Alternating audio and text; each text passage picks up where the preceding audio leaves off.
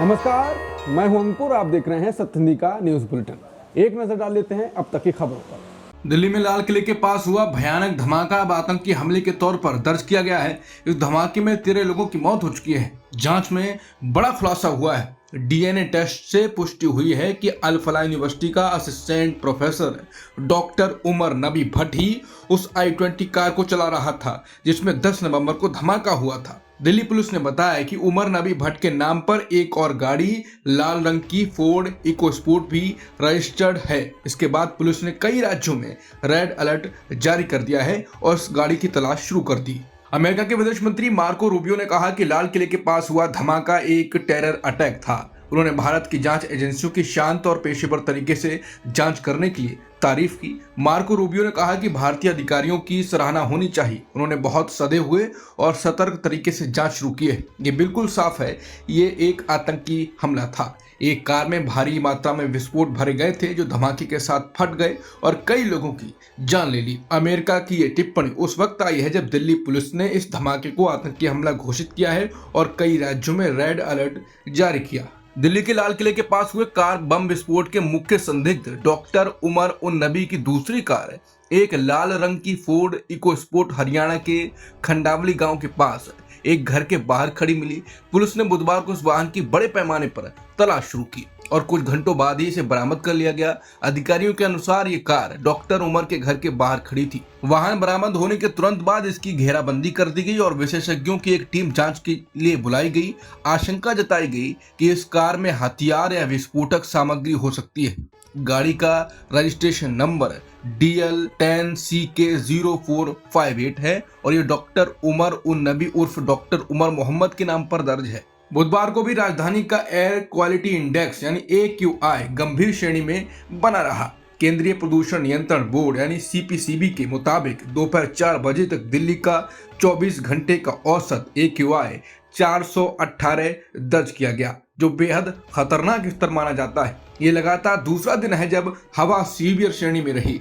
इस स्तर की हवा स्वस्थ लोगों के लिए हानिकारक होती है और दिल या फेफड़ों की बीमारी वाले मरीजों के लिए बेहद खतरनाक। बिहार चुनाव 2025 पर एक ताजा एग्जिट पोल में महागठबंधन एनडीए को कांटे की टक्कर देता दिखाई दे रहा है। एक्सिस माई इंडिया के एग्जिट पोल में एनडीए को मामूली बढ़त और महागठबंधन से करीबी मुकाबला होता दिखाया गया है। दोनों गठबंधनों के बीच वोट प्रतिशत का फासला भी मामूली 2% है, जबकि एक दिन पहले मंगलवार को चुनाव के आखिरी चरण का मतदान खत्म होने पर आए अधिकतर एग्जिट पोल में एनडीए को बड़ी जीत मिलने का आसार बताए गए। चुनाव नतीजे 14 नवंबर को आएंगे। एक्सिस माई इंडिया के एग्जिट पोल में कहा गया है कि एनडीए की वापसी हो सकती है, लेकिन जीत बेहद मामूली अंतर वाली होगी। इसने एनडीए को 243 सदस्यीय विधानसभा में 121 से 141 सीटें मिलने का अनुमान जताया है, जबकि विपक्षी महागठबंधन को 98 से 118 सीटें मिलने की संभावना है। जनसुराज पार्टी को 0 से 2 सीटें मिल सकती हैं। पोल के अनुसार ये चुनाव फोटो फिनिश की स्थिति में पहुंच गया है, जहां हर वोट और हर सीट निर्णायक साबित हो सकती है। एक्सिस माई इंडिया के एग्जिट पोल के मुताबिक इस बार तेजस्वी यादव की पार्टी आरजेडी सबसे बड़ी पार्टी बनकर उभर सकती है। एग्जिट पोल के अनुमान के अनुसार आरजेडी को 67 से 76 सीटें मिल सकती हैं, जेडीयू को 56 से 62, बीजेपी को 50 से 56 सीटें, कांग्रेस को 17 से 21 सीटें, विकासशील इंसान पार्टी को 3 से 5 सीटें और लेफ्ट पार्टियों को 10 से 14 सीटें मिल सकती हैं। मतलब साफ है, महागठबंधन थोड़ा आगे दिख रहा है, लेकिन एनडीए भी कड़ी टक्कर में है। वोट शेयर के हिसाब से देखें तो एनडीए को 43%, महागठबंधन को 41% और जनसुराज को करीब 4% वोट मिलने का अनुमान है। मुख्यमंत्री के तौर पर जनता की राय भी दिलचस्प है। 34% लोग तेजस्वी यादव को सीएम के रूप में देखना चाहते हैं, जबकि 22% लोग चाहते हैं कि नीतीश कुमार ही सत्ता में बने रहें। चुनाव आयोग ने बूथ लेवल एजेंट की नियुक्ति के नियमों में बदलाव किया है। तृणमूल कांग्रेस ने आरोप लगाया है ये बदलाव बीजेपी को फायदा पहुंचाने के लिए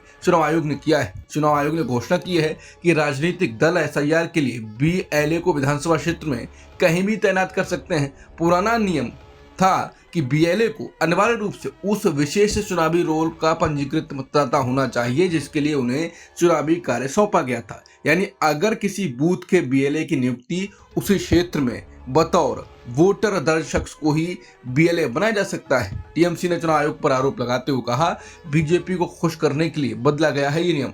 टीएमसी ने इस बदलाव को तुरंत खारिज कर दिया और इसे बीजेपी के पक्ष में बताया। लोकसभा ने बुधवार को एक संयुक्त संसदीय समिति यानी जेपीसी का गठन किया है, जो उन 3 नए कानूनों की समीक्षा करेगी जिनमें यह प्रावधान है कि अगर प्रधानमंत्री, मुख्यमंत्री या कोई मंत्री किसी गंभीर अपराध में गिरफ्तार या हिरासत में लिया जाता है जिसकी सजा 5 साल या उससे अधिक है तो उसे पद से हटाया जा सकेगा। इस 31 सदस्यीय समिति के अध्यक्ष बीजेपी सांसद अपराजिता सारंगी को बनाया गया है। लोकसभा सचिवालय ने इस समिति के गठन की अधिसूचना जारी कर दी है। इस समिति में अधिकांश सदस्य एनडीए गठबंधन के हैं, जबकि कांग्रेस और कई विपक्षी दलों ने इसका बहिष्कार किया है। कांग्रेस, तृणमूल कांग्रेस और कुछ अन्य इंडिया गठबंधन के सदस्य इस समिति से दूर रहे। इतना ही नहीं, बीजेडी और बीआरएस जैसे गैर इंडिया दलों ने भी इसमें शामिल न होने का फैसला किया। बांग्लादेश के पूर्व प्रधानमंत्री शेख हसीना के भारतीय मीडिया में इंटरव्यू के बाद ढाका में भारत के उप उच्चायुक्त पवन बधे को तलब किया गया है। बांग्लादेश ने इस मामले पर गहरी चिंता व्यक्त की। बांग्लादेश में अपनी सरकार के पतन के बाद शेख हसीना भारत में रह रही हैं। बांग्लादेश की सरकारी समाचार एजेंसी बीएसएस ने बुधवार शाम एक राजनयिक सूत्र के हवाले से इस खबर की पुष्टि की। बीएसएस के मुताबिक बांग्लादेश के विदेश मंत्रालय ने कहा, मानवता के खिलाफ अपराधों के लिए मुकदमे का सामना कर रही एक अभियुक्त को शरण देना और उन्हें बांग्लादेश विरोधी बयान देने और देश में आतंकवादी गतिविधियों को भड़काने की अनुमति देना दोनों देशों के बीच द्विपक्षीय संबंधों के लिए सही नहीं है। बांग्लादेश ने भारतीय राजनयिक से कहा कि शेख हसीना की मीडिया तक पहुंच को तुरंत रोका जाए। पिछले साल सरकार विरोधी आंदोलन के बाद शेख हसीना को देश छोड़ना पड़ा था। भारतीय विदेश मंत्री एस जयशंकर बुधवार को G7 देशों के विदेश मंत्रियों की बैठक में शामिल हुए। ये बैठक कनाडा के ओंटारियो में हुई। एस जयशंकर ने एक सोशल मीडिया पोस्ट के जरिए इस बैठक के दौरान जिन मुद्दों पर चर्चा हुई उनकी जानकारी दी। उन्होंने बताया, बैठक में समुद्री सुरक्षा को लेकर भारत के दृष्टिकोण, हिंद प्रशांत क्षेत्र में सहयोग और बंदरगाह आधारित विकास के मुद्दों को हाईलाइट किया गया। अमेरिका में 43 दिनों से जारी ऐतिहासिक सरकारी शटडाउन आखिरकार खत्म हो गया। बुधवार के राष्ट्रपति ट्रंप ने सरकारी फंडिंग बिल पर हस्ताक्षर कर दिए। इस फैसले के साथ लाखों सरकारी कर्मचारियों को राहत मिली है जो इतने दिनों से वेतन के बिना काम कर रहे थे। शटडाउन की वजह से देश भर में हवाई यात्रियों को भारी दिक्कतों का सामना करना पड़ा और कई जगहों पर फूड बैंक के बाहर लंबी कतारें लगी। राष्ट्रपति ट्रंप ने इस पूरे हालात के लिए डेमोक्रेट पार्टी को जिम्मेदार ठहरा दिया। अब तक की खबरों में इतना ही। बाकी खबरों के लिए बने रहिए सत्य हिंदी के साथ।